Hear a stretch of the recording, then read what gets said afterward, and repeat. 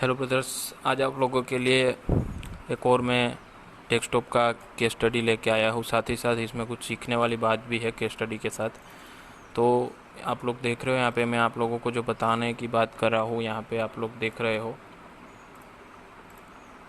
एक AMD Asus का motherboard है। आप लोग मॉडल नंबर यहाँ पे देख पा रहे हो M2SX, और आप देख रहे हो यहाँ पे CPU सॉकेट देख के हमें पता चल जाएगा कि ये AMD आर्किटेक्चर का बोर्ड है और इसमें AMD CPU लगेगा, यानी कि AMD प्रोसेसर लगेगा। इसमें इंटेल का प्रोसेसर हम नहीं लगा सकते, ठीक है। और आप लोग देख रहे हो ये मेरा नॉर्थ ब्रिज हो गया, हब आर्किटेक्चर का बोर्ड है ना।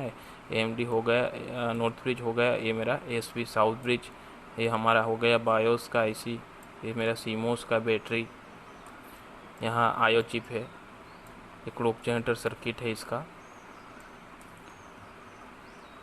ये हमारा ATX कनेक्टर हो गया, ये हमारा रैम स्लॉट, ये VRM सेक्शन हमारा पूरा हो गया। खैर ये तो आप लोगों को ऑलरेडी बताई, बट केस क्या है। तो केस ब्रदर इसमें यह है कि नो डिस्प्ले का केस है, ठीक है। काफ़ी टाइम देखा जाता है AMD के मदरबोर्ड में नो डिस्प्ले का केस बहुत आता है, ठीक है। ये हमारा फर्स्ट प्रॉब्लम हो गया, नो डिस्प्ले। अब दूसरा, अगर हम एक आदत सी पड़ी है ना, एक PCI स्लॉट में नो डिस्प्ले के केस में हम लोग डायग्नोस्टिक कार्ड लगा के जो चेक करते हैं, ठीक है। तो डायग्नोस्टिक कार्ड इसमें लगाते हैं तो इसमें कोई भी कोड, नो कोड, कोई भी कोड नहीं आ रहा, ठीक है। दूसरी चीज़ कि इसमें जो डिबग कार्ड की जो रीसेट की LED है ना, रीसेट का एक LED जो होता है डिबग कार्ड में, ये रीसेट का LED बार बार ऑन होके ऑफ हो रहा है, बार बार ऑन ऑफ रीसेट का LED। अगर टेक्निकली लैंग्वेज में आप लोगों को बोलूँ तो इसको कहा जाता है रीसेट ब्लिंकिंग प्रॉब्लम।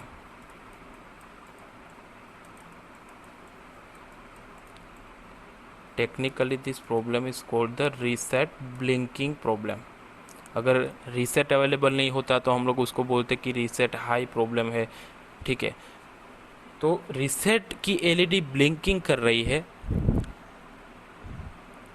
और मेरा डिस्प्ले अवेलेबल नहीं है, ना ही कोई कोड इसमें दिखा रहा है, ठीक है। तो बेसिक ऑलरेडी जो स्टेप है उस स्टेप के अकॉर्डिंग इसकी जो AMD की जो एक सीक्वेंस होती है चेक करने का,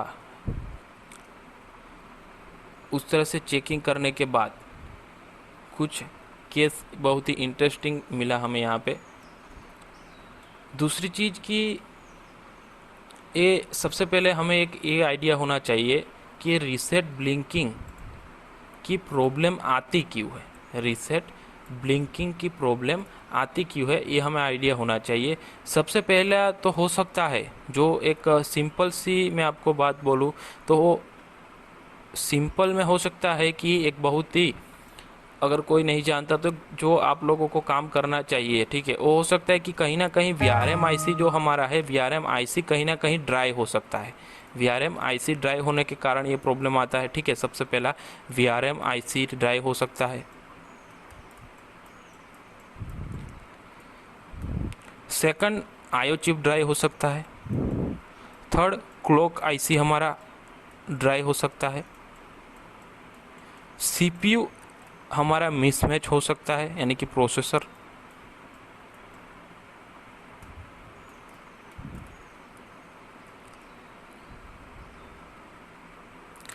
ठीक है, ये एक बहुत ही सिंपल सा, अगर किसी को कोई सर्किट का नॉलेज नहीं है फिर भी इतना काम तो कर ही सकता है। एट लास्ट यहाँ पे हो सकता है कि हमारा नॉर्थ ब्रिज और south bridge chipset, north bridge या तो साउथ ब्रिज, दोनों में से कोई एक चिपसेट ड्राई हो, ठीक है, तो उसको रिफ्लो करके देख सकते हैं। बट अगर चिप लेवल में स्टेप वाइज आप इस प्रॉब्लम को देखो कि रीसेट ब्लिंकिंग का प्रॉब्लम क्यों आता है, ठीक है, ये भी सस्पेक्टेड है, जो यहाँ पे बताया ये भी सस्पेक्टेड है, बट एक टेक्निकली अभी समझ लो इससे भी काम नहीं बना तो हम क्या करेंगे, ठीक है। बट ये जो काम करना है VRM IC को ड्राई ड्राई होने के कारण हम उसको फिर से रिसोल्ड करेंगे। उसी तरह से आईओ चिप, उसी तरह से क्लॉक आईसी, उसी तरह से प्रोसेसर हम लोग चेंज करके देखेंगे। प्रोसेसर के सीपीयू सॉकेट में थोड़ी सा हीट दे के देखेंगे। North bridge south bridge chipset को हम रिप्रो, ये सब करने से पहले एक टेक्निकली अगर आप लोग जानते हो इसकी सीक्वेंस के अकॉर्डिंग, तो सीक्वेंस के अकॉर्डिंग सबसे पहले जैसे सारे सर्किटों का हमने बताया था इंटेल के आर्किटेक्चर में कि सारे सर्किटों का, यानी कि रैम हो गया, साउथ ब्रिज हो गया, नॉर्थ ब्रिज हो गया, हमारी क्लॉक जनरेटर आईसी हो गई, आईओ चिप हो गया, वीआरएम सेक्शन हो गया, इन सारे वोल्टेज हमें चेक करने पड़ेंगे। रीसेट ब्लिंकिंग होने के कारण हो सकता है कोई सप्लाई जो है वो अवेलेबल है, एक बार जनरेट होके वो लो हो जा रहा है, फिर भी रीसेट ब्लिंक होगा, रीसेट ब्लिंकिंग का प्रॉब्लम आएगा। दूसरा एक पावर गुड, वही स्टेप, ठीक है, इंटेल वाले ही स्टेप, कोई अगर पावर गुड भी इस तरह से होगा तो भी इस तरह का रीसेट ब्लिंकिंग का प्रॉब्लम आएगा, ठीक है।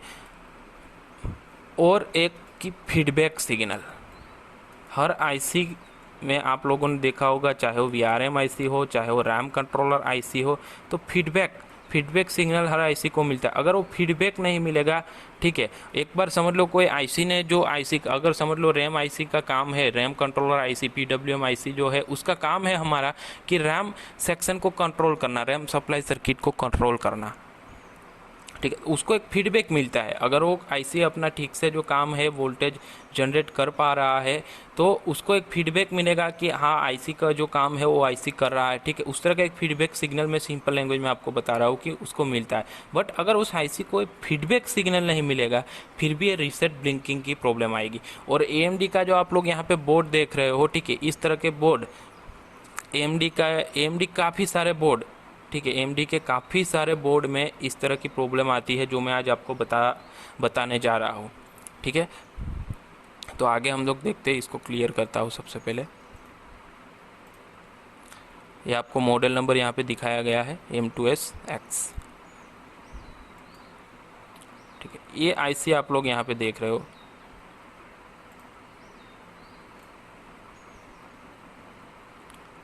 ये आईसी आप लोगों को एक तो एक आईसी है, सिर्फ क्या है, एक आईसी,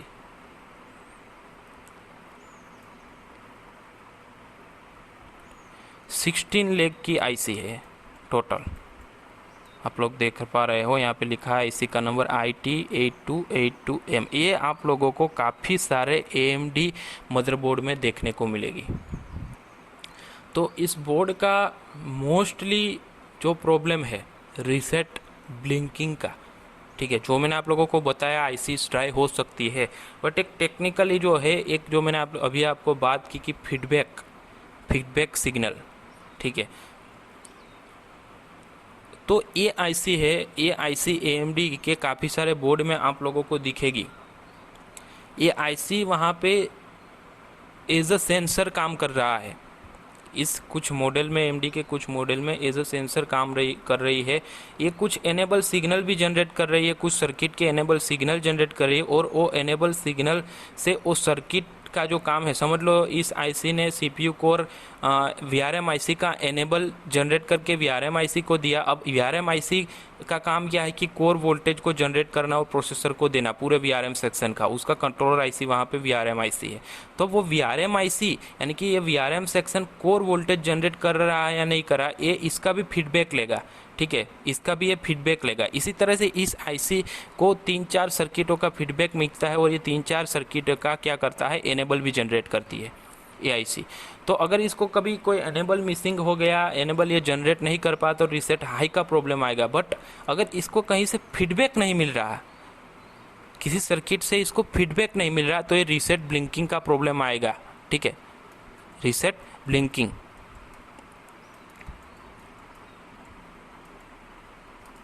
तो इस बोर्ड में यही दिक्कत थी, रीसेट ब्लिंकिंग हो रहा था और एक सर्किट थी उसका फीडबैक इस आईसी को नहीं मिल रहा था। तो ये अब आगे हम लोग समझते हैं, ठीक है। पहले आप लोग देख रहे हो यहाँ पे इस बोर्ड में सॉल्यूशन था, इस आईसी के पास आप लोग देख रहे हो ये जो यहाँ पे लगा है एक मोसफेट है, ठीक, N चैनल SMD मोसफेट है, ये S72 यहाँ पे आप लोगों को दिखाया भी है, जो चेंज किया है S72 इसका कोड है जो लिखा रहेगा, इस पे एन चैनल मोसफेट है, ठीक है ये।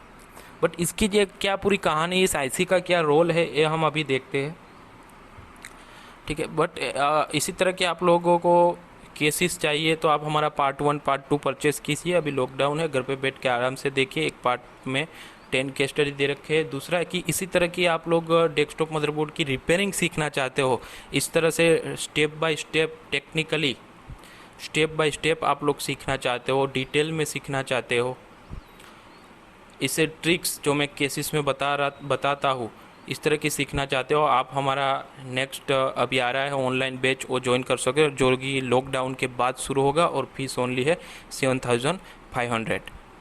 जब तक लॉकडाउन है तब तक अगर ज्वाइन करते हो तो आप वन टाइम पेमेंट 7,500। ओके, हम आ जाते हैं यहाँ पे।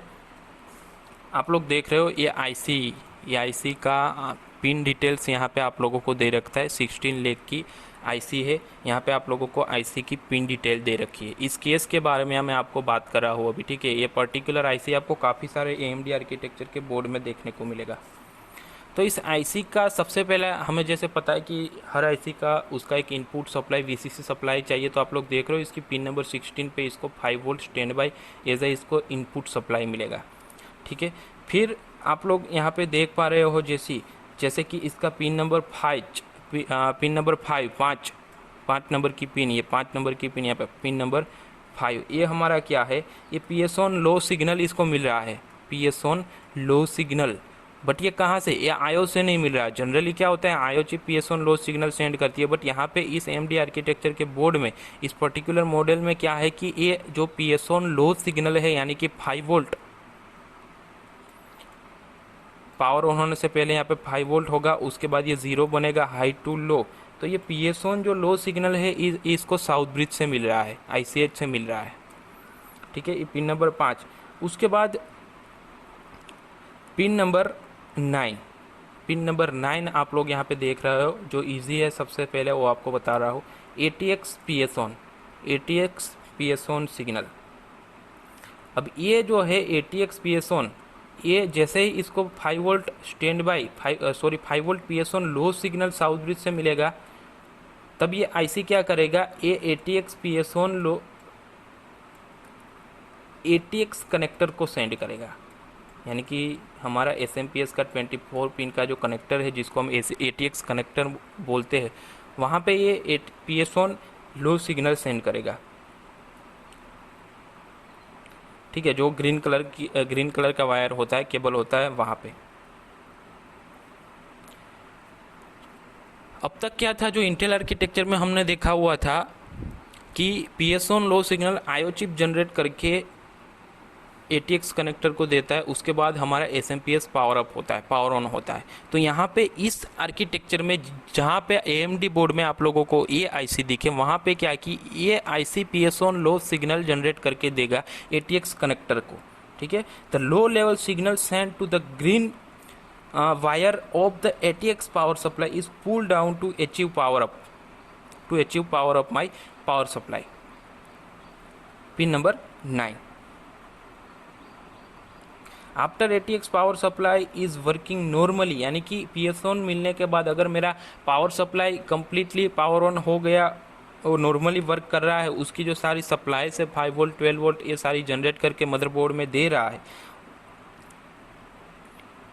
यानी कि मेरा पावर सप्लाई SMPS ऑन हो गया, वो अपने जो काम है सप्लाई जनरेट करने का, वो काम अगर वो कर रहा है, तो उसके बाद वो क्या करेगा कि ATX एक अपना पावर गुड जनरेट करके, ये ATX अपना पावर गुड जनरेट करके इस आईसी को सेंड करेगा। एक मतलब कि एक फीडबैक सेंड करेगा।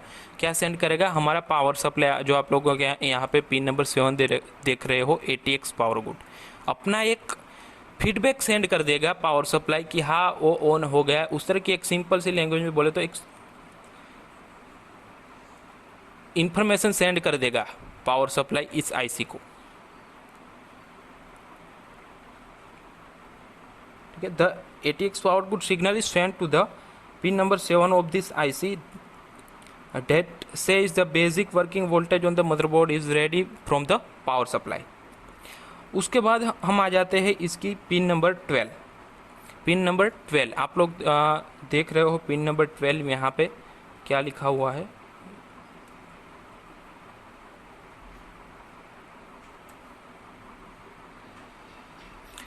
ये आप लोग ए वर्ड देख पा रहे हो, VDIMM, ये आप लोग काफ़ी सारे स्कीमेटिक में देखा होगा। ये मेरा क्या इंडिकेट करता है, मेरा रैम सेक्शन, रैम सेक्शन। तो ये रैम सेक्शन को, और ये क्या है, EN यानी कि एनेबल है, यानी कि ये IC क्या कर रहा है, एनेबल भेज रहा है, एनेबल सेंड कर रहा है कहाँ पर, मेरी रैम सप्लाई सर्किट को, रैम सप्लाई सर्किट को ये क्या कर रहा है, एनेबल सेंड कर रहा है। ठीक है, तो पिन नंबर बार से इसको रैम सेक्शन का एनेबल जनरेट होके सेंड होगा रैम सेक्शन को।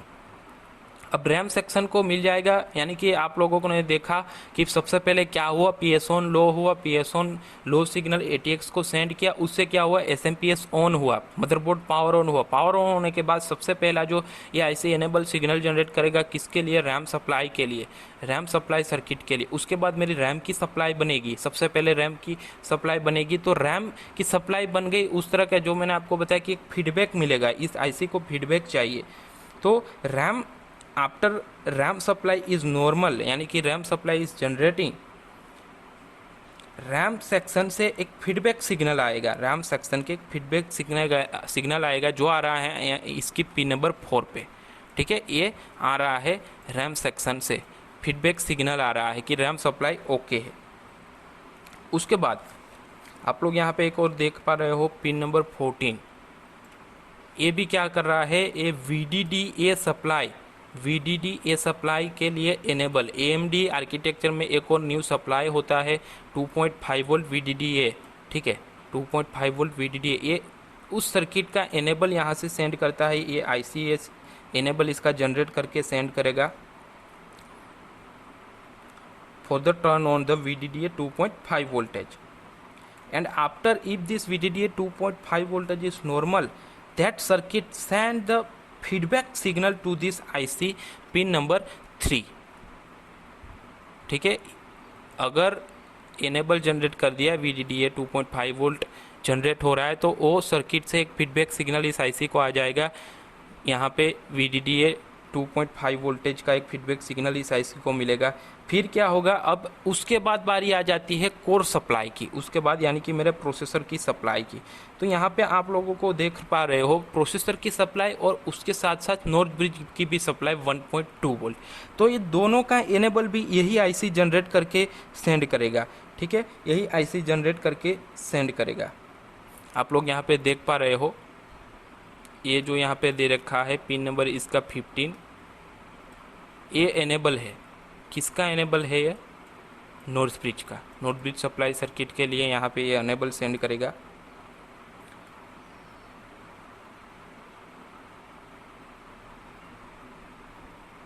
साथ ही साथ आप इसकी पिन नंबर 13 पे देख पा रहे हो, ये हमारा हो जाएगा VRM IC के लिए एनेबल जनरेट करके सेंड करेगा। ठीक है, तो हो गया 1.2 वोल्ट नॉर्थ ब्रिज का एनेबल यहाँ पे सेंड होगा और Vcore एनेबल यानी कि VRM IC का एनेबल।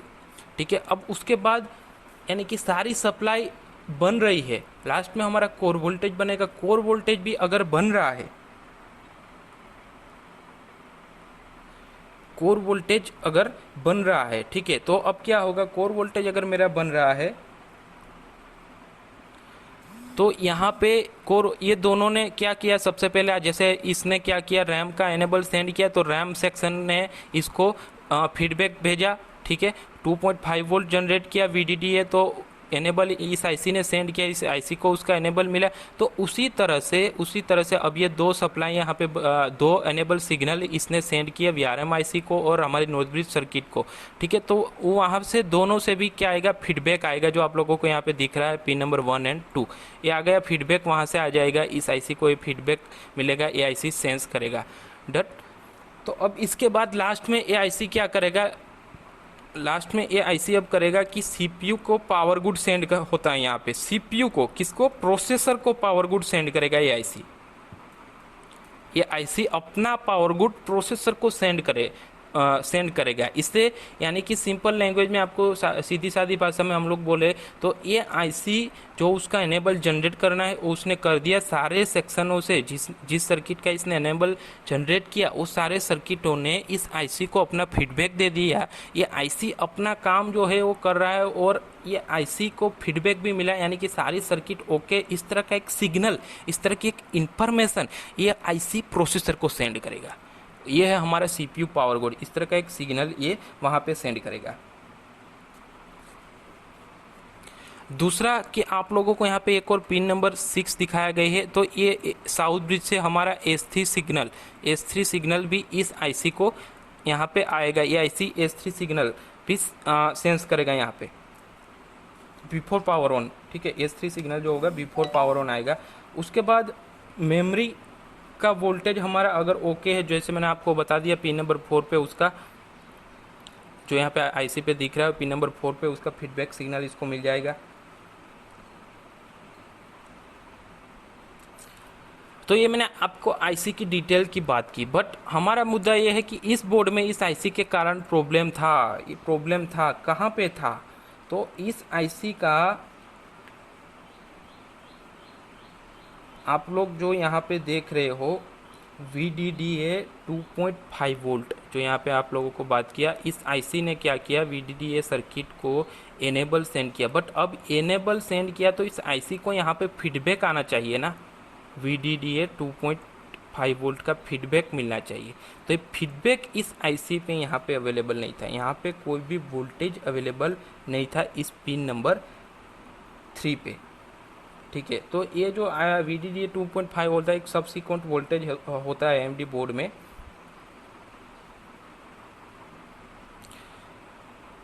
तो यहाँ पे दिक्कत थी। अब ये फीडबैक सिग्नल इसको नहीं मिल रहा है, इसका मतलब ये नहीं कि ये आईसी मेरा फॉल्टी है, यानी कि फीडबैक नहीं मिल रहा तो हमें VDDA 2.5 वोल्ट जो होगा उस सर्किट में हमारा कहीं ना कहीं कोई दिक्कत है, वहाँ पे कोई प्रॉब्लम है। 2.5 वोल्ट एनेबल मिल गया तो अब हमारा दूसरा आगे का स्टेप होता है कि हम लोग 2.5 वोल्ट हमारा अवेलेबल है या नहीं VDDA सर्किट में हम लोग चेक करेंगे। तो 2.5 वोल्ट इस बोर्ड में अवेलेबल था, 2.5 वोल्ट इस बोर्ड में अवेलेबल था। बट इसका जो एनेबल है, इसका जो एनेबल था उस एनेबल पिन के साथ उस एनेबल यानी कि 2.5 वोल्ट की जो कंट्रोलर आईसी है, मोस्टली VRM आईसी इसका कंट्रोलर आईसी होता है। ठीक है, कोई अलग सी सर्किट रेयरली हो सकती है, बट VDDA 2.5 वोल्ट का कंट्रोलर आईसी एक VRM सेक्शन की हमारी VRM चिप ही होती है। तो वहाँ से इसको जो एनेबल मिल रहा है उस एनेबल पिन के साथ दो रजिस्टर यानी कि एक वोल्टेज डिवाइडर सर्किट था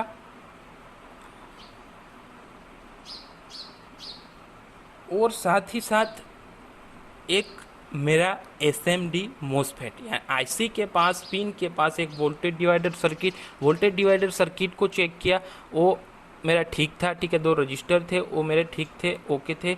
बट आगे जो मैंने आपको यहाँ पे बात की, ये जो मार्किंग दे रखा है ये एक हमारा MOSFET है। ठीक है, ये MOSFET है। अब ये MOSFET जो था ना, ये इसका गेट टर्मिनल जो था एक इस बोर्ड में दूसरी आईसी LM324 जैसे मैंने अभी आपको बताया कि मोस्टली क्या होता है VDDA 2.5 वोल्टेज का जो कंट्रोलर आईसी होता है VRM आईसी, बट इस बोर्ड में अलग से इसकी कंट्रोलर आईसी दे दी गई थी जो कि थी ये LM234।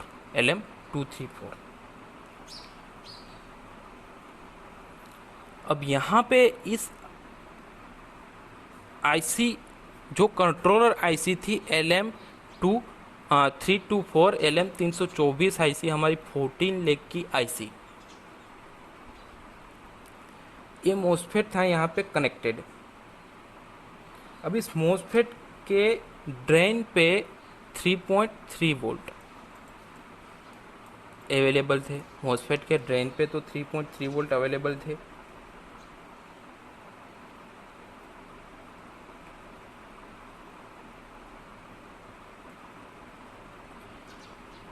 इस MOSFET के गेट टर्मिनल पे, सोर्स तो इसका क्या है, सोर्स मेरा इसका ग्राउंड है, सोर्स मेरा क्या है इसका ग्राउंड।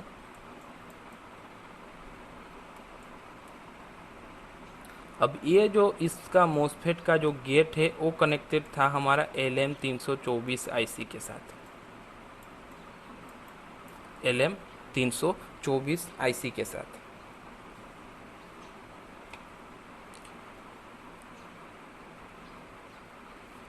अब इस मोसफेट को यहाँ पे क्या होना था, इस मोसफेट को, बट इस मोसफेट के यहाँ पे गेट टर्मिनल पे, गेट टर्मिनल पे कोई ना कोई वोल्टेज चाहिए था, कोई ना कोई वोल्टेज चाहिए था ताकि ये 3.3 वोल्ट यहाँ पे ग्राउंड हो जाए।